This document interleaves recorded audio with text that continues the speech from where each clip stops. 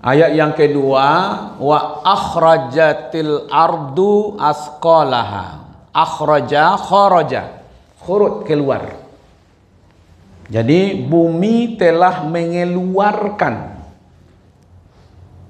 Karena gempanya tadi zilzal, naik turun, kemudian diindang. Maka bumi mengeluarkan beban-beban berat yang dikandungnya. Nah, kita lihat bagaimana para mufasir menjelaskan. Hamka, dan telah mengeluarkan bumi itu isinya.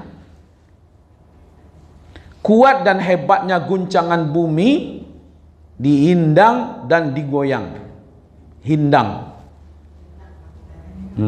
Itu bahasa Hamka, ada banyak tadi ya.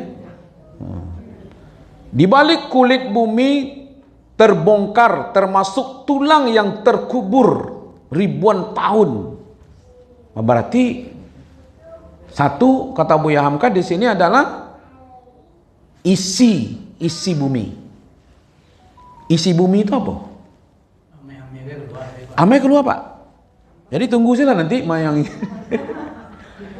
Batu baru keluar, minyak tu keluar, apa langkin apa segala macam tu keluar Pak. Ya kan, BBM tu keluar, yang sekarang ditimbun-timbun nanti dikeluaran sadonya Pak. Itu isinya itu. Dan termasuk mayat terbongkar semuanya. Kata Jalalain, semua yang dikandung bumi termasuk mayat dicampakkan ke permukaan. Artinya muntah bumi melihat perangai manusia. Ini Jalalain. Jangan bumi lah. Awak saya kadang lain muntah apa riwayat mencari orang-orang perangai. Enggak Pak? Mencari perangai orang ya kan? Kamu jazakallah agak mual mau cari. Ya. Kadang-kadang muncul je di media kan. Jadi muntah bumi melihat perangai manusia. Al-Muyassar, bumi mengeluarkan mayat-mayat yang dikandungnya. Jadi kalau begitu ada kekayaan yang terkandung dalam bumi, ada mayat manusia yang berada dalam bumi. Ya kan? Maka itu kalau hari ini belum ada gempa kok keluar mayat, ya bisa saja. Ini dulu ditemukan mayat di bumi. Setelah dikuburkan ternyata mayatnya keluar. Ya kan? Dicampakkan. Jadi bisa saja bumi itu tidak menerima, Bu. Ya kan? Tidak menerima. Katanya ada pemimpin Turki katanya yang diterima oleh siapa namanya? Kemal Atatürk. Tapi saya belum pernah ke situ, Pak. Belum pernah lihat apa iya apa enggak gitu ya. Tapi sebagian mengatakan udah ya, enggak kelihatan ya. Nah, tapi ada kemarin Presiden Prabowo datang ke situ memuji-muji Kemal Atatürk kan. Asqalaha. Nah, ini makna asqalaha. Kekayaan bumi. Ya, jadi kekayaan bumi itu bisa barang berharga, butuh, ya kan, transportasi untuknya, nanti kekayaan bumi keluar sendiri tanpa ada guna. Ada mayat di dalamnya, itu maknanya. Jadi yang dikeluarkan itu kekayaan, mayat dalam bumi, beban berat. Beban berat manusia itu ya dosa. Ya. Jadi beban berat. Jadi bagi bumi, ya kan, ini sesungguhnya mereka akan memikul beban dosa mereka. Maka dosa itu dianggap beban. Dan beban dosa-dosa orang lain di samping beban mereka sendiri. Itu menunjukkan beban yang dipikul oleh bumi itu adalah dosa manusia. Nah, untung oleh cucu dia tepun dakwah. Kalau batu dia tepun dakwah banyaklah gaya campaan salah itu ya. Tapi kalau cucu walau nyampaknya kan. Ya, itu barik nama gitu ya. Asqalaha. Ya kan? Oke. Orang-orang yang menimbun emas harta tanpa menyedekahkan, ya kan, maka mereka beri kabar gembira. Seolah-olah nanti begini Pak, seolah-olah ya, yang menimbun-nimbun kini di bumi, lalu dikeluarkan dari campaan kayaknya, gara-gara ikut dulu kalian bercakap kepanjang seku aja, kini dihampian kayaknya, Nah, sungkalah katanya. Gitu ya. Gitu ya. Kalau ada yang sebenarnya seperti itu. Kan gini orang bercakap dengan ame, saling membunuh, iya kan? Tanah. Kadang-kadang gara-gara manisnya harga tanah, lupa dengan manisnya surga kan? Nah, padahal satu jengkal yang diambil dari tanah yang bukan hak kita, itu akan memikul nanti di akhirat. Satu jangka itu ibu-ibu bara kedalamannya. Maka itu jangan punya pagar berjalan. Aduh lo pagar kalau kini sikonya pak. Selalu udah tahu lo tipu sih salah. Satu jengkal tanah yang diserobot dari hak orang lain itu akan dipikulkan kepada dia sampai ke dalaman buminya dan sampai ke atas langitnya.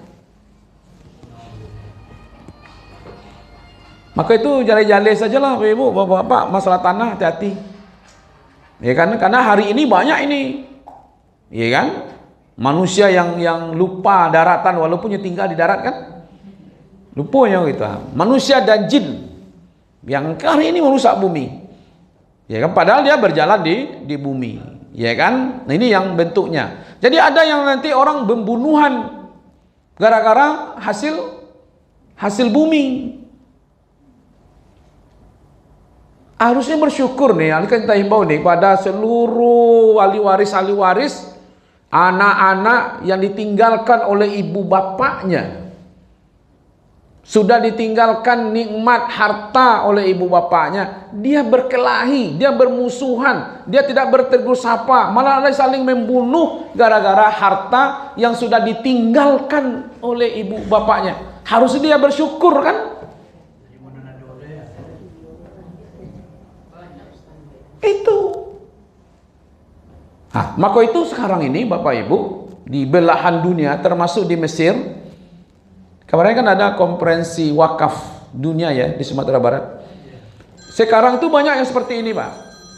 Orang-orang kaya di dunia ini termasuk di Mesir dia sudah mulai di umur-umur usia tuanya, dia panggil anak-anaknya semuanya. Dihitung hartanya yang ada itu. Nah ini untuk sepulan. Nah ini untuk sepulan. Buat kesepakatan. Ini untuk si Anu. Baru orang anak. Kalau payahnya ibu nanti mau bagi-bagi hartonya, mau tolong nanti. Kok banyak mana gue? Jadi diperkirakan ini yang menjadi untuk ibu bapaknya lagi. Ini udah banyak orang-orang kaya saya sampaikan ini. Supaya jangan nanti setelah dia meninggal ternyata ini menjadi sengketa. Sengketanya dengan orang lain saja buruk, apalagi sengketa dengan saudaranya sendiri kan. Nah di Mesir diantaranya begitu. Jadi orang-orang konglomerat yang banyak uang itu, kemarin ibu-ibu kan belajar tentang waris. Salah satu warisan itu yang perlu dipikirkan kalau ada hartanya. Kalau tidak ada harta dia tenang-tenang selesai gitu. Nah Aiko yang nomor 1 ini, yang nomor 2 ini, yang nomor 3 ini, yang nomor 4 ini, nomor 5 ini, dah boleh buat di notaris atau apa. Nanti kalau meninggal momennya boleh saja bagi, atau waktu itu bagi. Lalu yang tinggal ini disepakati ini untuk bapak dan ibunya, orang tuanya.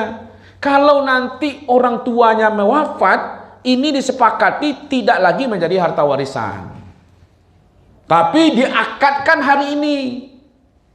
Ini semuanya harta yang tertinggal dari yang dipakai oleh ibu bapaknya ini. Nanti ini jatah bapaknya masukkan ke suatu lembaga dan itu menjadi harta wakaf supaya bapak ini punya harta yang mengalir. Karena jatah anaknya sudah dibagi-bagi. Tapi kalau tidak dibagi-bagi dia meninggal baru jadi harta warisan. Jadi harta warisan itu sudah meninggal. Dan seperti itu orang sekarang. Ya kan? Makanya banyak tuh yang menyerahkan kalau nanti saya meninggal, ini gedung ini tanah ini apa ini masuk ke Al-Azhar. Makanya Al-Azhar itu sangat luar biasa kekayaannya. Nah, sekarang Gontor yang seperti itu sekarang udah mulai menggerakkan itu. Maka Gontor ini di mana-mana pun udah ada kan? Di Sumatera Barat ada kan? Nah, gitu. Kalau bisa nanti Hamka juga begitu Pak Ji. Ya nak.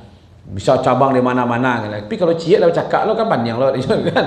Ya kan? Ini pondok tadabbur ini kemudian nanti akan lahir pondok-pondok tadabbur yang lain. Amin. Amin lah setiap ibu. Gitu ya. Jadi kalau tidak hati-hati, gara-gara bumi ini orang berkelahi, bunuh membunuh, ya kan? Bisa bunuh-bunuh pada kakak gara-gara haratu kan? Kalau gara-gara tanah, gara-gara ameh, nanti nyukaluan tuh, nyuhampian tuh tanah, kok cakaknya lah kalian saya. Bunuh membunuh lah kata. Ada yang putus hubungan silaturahim pada kakak, ada. Anak kadang-kadang masih hidupnya ibunya lain, kalau cakapnya ibunya. Putus hubungan silaturahim dengan keluarga gara-gara tanah. Oh iya. Ingin menguasai dunia ini, ada yang sempat mencurinya juga. Iya kan? Maka itu di dalam ini dijelaskan 3 orang yang berebut isi bumi. Pembunuh, pemutus persaudaraan, dan pencuri. Itu akan putus ke Bu, pembunuh. Bara kasihan kalau seandainya anak saling membunuh gara-gara harta warisan. Ampun tidak tahu loh, katanya manusia ini diciptakan dari tanah. Kalau yang merekat kehidupannya berarti itu dari tanah liek itu Bu. Ya kan, kalau nasam pilik karyang mungkin dari tanah yang kering itu Bu. Kalau wacakak kepanjang saja.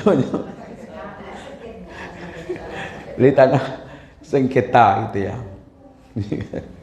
Jadi dosa-dosa ini ya, kadang-kadang dunia ini orang kan tidak ada sekarang ini Bu. Yang kuat menjajah yang lemah, itu dari kan dunia tuh. Indonesia ini dijajah berapa tahun? 350 tahun. Itu Belanda. Jepang 3,5 tahun.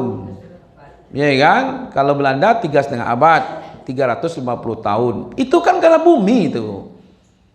Hasil bumi. Ya kan? Jadi orang saling menindas gara-gara itu. Ya kan? Sekarang Allah ingatkan, wa akhrajatil ardu asqalaha. Nanti bumi akan mengeluarkan beban-beban beratnya. Emasnya dikeluarkan, peraknya dikeluarkan, apalagi batu baranya dikeluarkan, semuanya, minyaknya dikeluarkan. Nah, itu yang dimaksud sebenarnya wa akhrajatil ardu asqalaha, ya. Nah, jika dititip, ini ahli kitab ini, jika dititip bukan emas maka dia dikembalikan. Tapi kalau emas yang dititip, mereka tidak mau mengembalikan. Dia ingin menguasai. Itulah daya tarik. Sekarang emas itu alat penguasa untuk menguasai dunia. Ibu semakin banyak hari ini emasnya, semakin kuat ekonominya. Makanya kalau ada kini kok paciknya ibu.